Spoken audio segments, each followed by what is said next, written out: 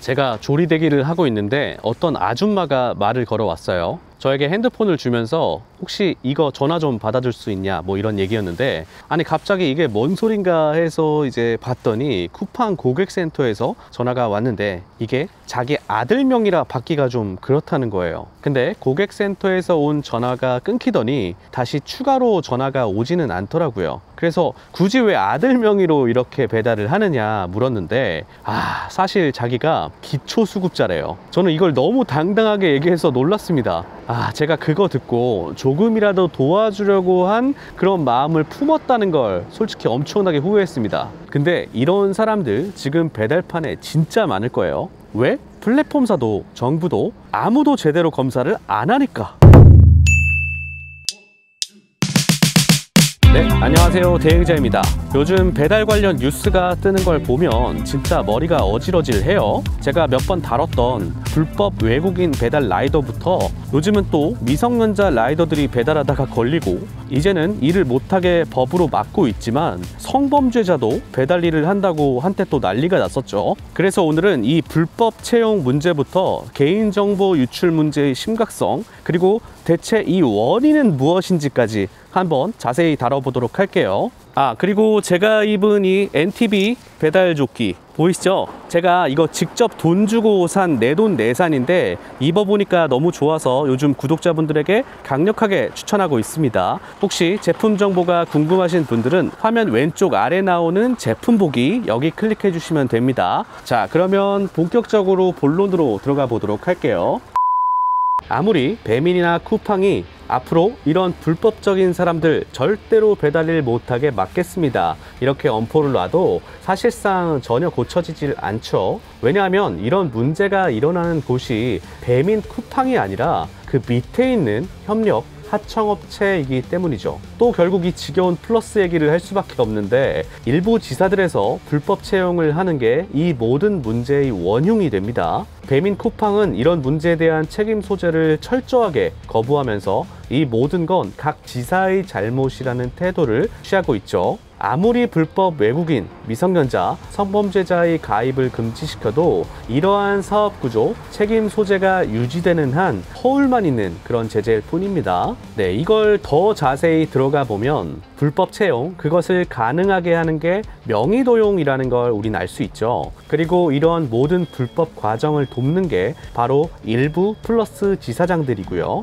이게 얼마나 심각한 수준이냐면 올해 초 라이더 유니온 위원장님이 쿠팡과 불법 채용 실태에 관해 논의를 하던 중에 그 자리에서 직접 문자로 지사들에게 문의를 해보셨다고 합니다. 나 외국인인데 당장 일할 수 있는지 말이죠. 근데 진짜 미친 결과가 나와버렸습니다. 무려 7개 중에 5곳이 명의 대여가 가능하다고 했대요. 야, 이거 뭐 쿠팡이 할 말이 없지 이러면. 제가 이거 예전에도 한번 자세히 다뤘었는데, 외국인 배달 라이더는 아주 극소수를 제외하고는 대부분 불법으로 일하고 있는 겁니다. 이에 대한 자세한 정보는 제가 다룬 불법 배달 라이더 영상을 참고해 보세요. 근데 이게 작은 규모의 지사뿐만이 아니라 우수지사라고 불리는 이런 초대형 지사까지 해당한다는 게 이게 진짜 충격적인 겁니다. 근데 웃긴 건 명의 대여를 거부한 곳 중에서도 명의는 다른 곳에서 구해오세요 이렇게 안내한 곳도 있었대요. 구해오세요? 아니 그러면 구할 방법이 있다는 거잖아요. 그래서 요즘 거리에서 너무 많이 보이는 플러스 소속 불법 라이더들, 이 많은 사람들의 명의는 대체 어디에서 구했단 말인가?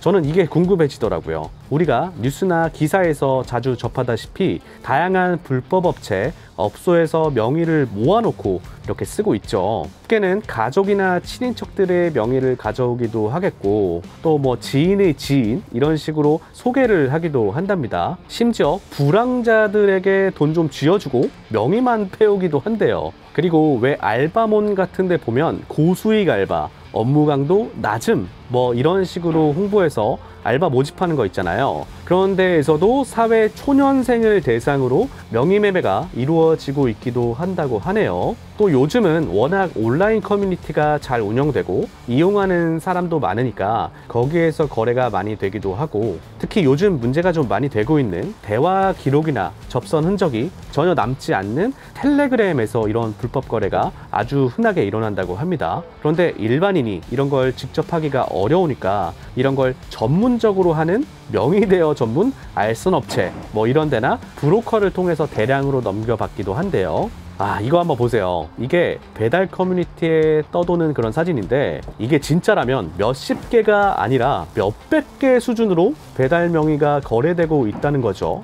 이거 진짜 무서운 세상입니다. 왜 한때 부동산 전세 사기가 우리나라에서 판을 쳤을 때 그때도 이런 말도 안 되는 범죄가 가능했던 게 이 명의 도용 때문이었죠. 불법 채용, 명의 도용, 이건 명백한 범죄인데 왜 이게 색출도 안 될 뿐더러 오히려 더 많아질까요? 사실 뭐 언론을 통해 아무리 문제시 된다고 해도 그게 법적으로는 그저 하나의 배달 대행 업체, 그 작은 업체의 만행일 뿐이라서 그렇습니다. 뭐 문제되면 그 지사 폐업하면 그만이고 또다시 차리면 그만이잖아요. 뭐 어차피 명의도 많은데. 그럼 명의 도용한 사람들이 걸리면 어떤 처벌을 받을까요? 명의를 받은 사람, 이제 불법 라이더들이겠죠. 이 사람이 가장 직접적인 처벌 대상입니다. 오히려 준 사람보다 말이죠. 주민등록법 위반, 전자금융거래법 위반, 사기죄, 사문서 위조죄 등을 적용해서 심지어 형사처벌까지 가능하기 때문에 5년 이하의 징역이나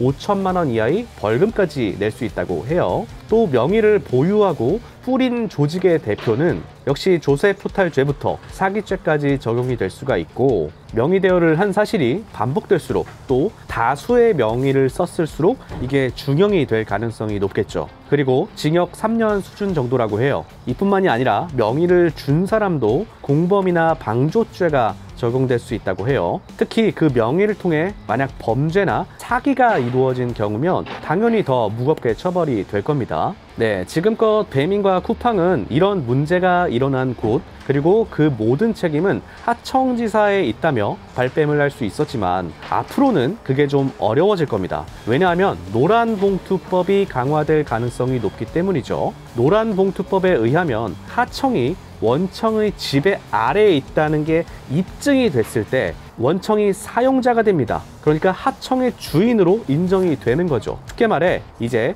플러스 지사에서 벌어지는 일의 책임을 배민 쿠팡이 지게 될 수도 있는 겁니다. 당연히 이런 불법 채용, 명의 도용 문제에서도 이제 자유로울 수가 없게 되겠죠. 이런 문제가 조속히 하루라도 빨리 해결돼야 정상적으로 성실하게 회사를 운영 중인 지사들도 오명을 좀 벗게 될 거라고 생각을 합니다. 조금만 더 범위를 넓혀보면 배달파는 명의만 문제가 아니라는 걸 알 수 있죠. 명의를 포함한 개인정보에 관련한 문제가 진짜 심각한 수준입니다. 저는 이 배달을 시작하고 나서부터 스팸 문자가 정말 엄청나게 많이 오는 느낌이 드는데요. 그래서 제 핸드폰에는 차단시킨 전화번호가 정말 엄청나게 많습니다. 근데 이게 진짜 배달 앱 때문인가? 뭐 이렇게 의심이 있던 와중에 이런 사건이 터졌다는 걸 알게 됐죠. 많은 분들이 모르실 수도 있는데 작년 말 배달라이더와 고객 정보가 무려 15만 건이 유출됐죠. 쿠팡에서. 그중 라이더는 13만 명이랍니다. 이건 뭐 거의 다 라이더의 개인정보였다는 거죠.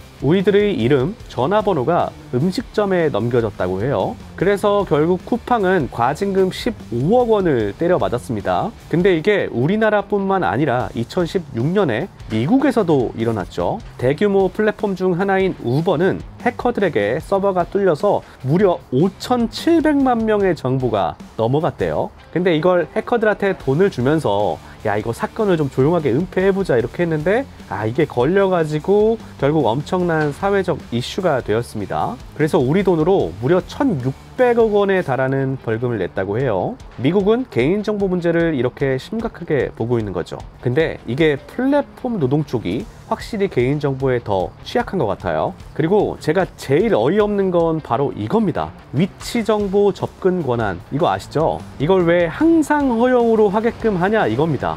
아니 뭐 이거 배달할 때만 쓰면 되지 왜 굳이 언제나 허용을 하게끔 만들어서 우리의 24시간 동선을 추적하냐 이거죠. 웃긴 건 공식 안내에는 항상 허용으로 설정해도 운행 시간 외에는 위치 정보를 수집하지 않는다고 했어요. 아니 그러면 그냥 사용 중 허용만 하게 하면 되는데 이게 뭔가 더 수상해요 나는. 여러분 혹시 넷플릭스 다큐 중 소셜 딜레마라고 있는데 이거 보신 분 계신가요? 이게 소셜 미디어 앱 같은 게 SNS 같은 거죠. 사실은 통제 시스템이라는 걸 꼬집는 그런 내용의 다큐인데요. 소셜미디어가 대부분 개인정보와 위치정보를 허용해야 사용할 수 있잖아요. 무료로 사용하는 대신. 그런데 이 SNS 회사는 그 이용자들의 모든 정보를 수집해서 거의 무의식까지 지배를 합니다.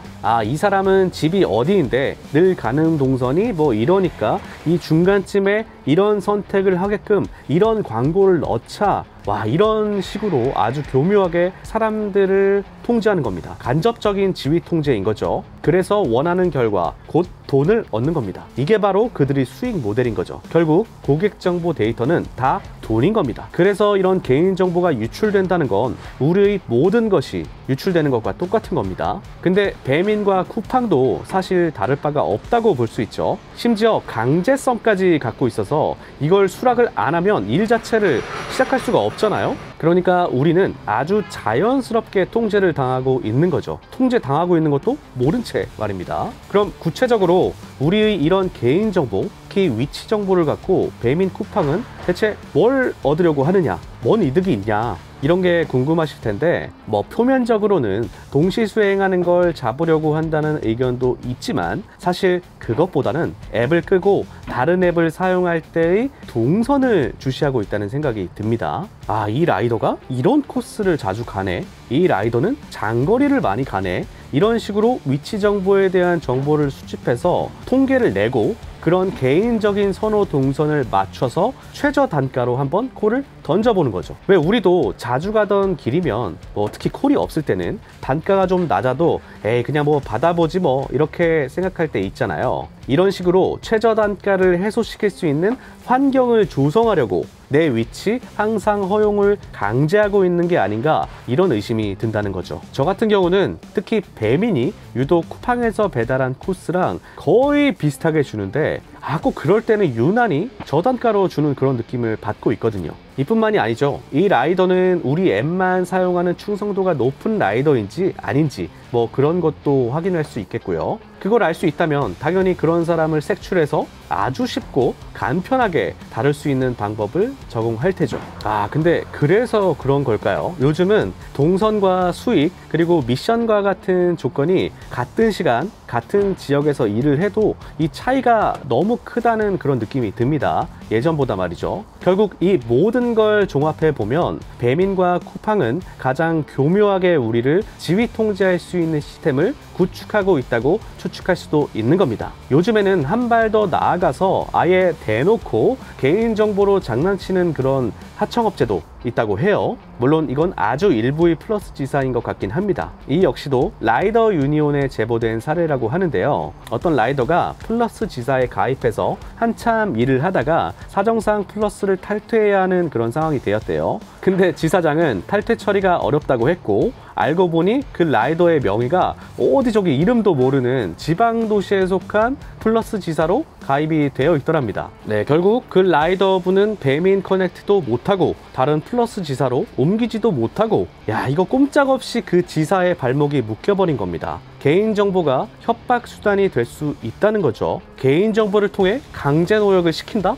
이게 요즘 세상에 말이나 되는 소리냐고요. 시간이 조금 더 흐르면 이런 개인정보 문제는 아마 더 많은 사회 문제로 이어질 겁니다. 특히 플랫폼 노동 쪽에서 말이죠. 그리고 그 중에서도 특히 이 배달판에서 해외 플랫폼 기업에서는 이미 여러 사건이 터졌고 지금은 수습을 거치며 안정화되고 있죠. 배달 플랫폼인 딜리버루 프랑스에서도 국가감독기관의 지적과 개인정보법 위반 우려로 라이더에 대한 데이터 수집 규모를 되게 많이 축소했다고 해요. 딜리버르도 원래는 지금의 배민 쿠팡처럼 실시간 위치 추적을 했었는데 업무 중 핵심 시점에만 위치 수집을 하는 걸로 바꿨고, 또 자신의 데이터를 열람할 수 있도록 해서 계속적으로 투명성을 확보했다고 해요. 얼마 전에 MBC에서 미성년자 배달라이더 뉴스 기사가 떴고요. 그로부터 딱 3일 뒤에 쿠팡에서 이런 공지가 내려왔죠. 타인명의 배달하지 마세요. 자, 근데 이게 끝입니다. 걸리면 뭐 어떻게 된다,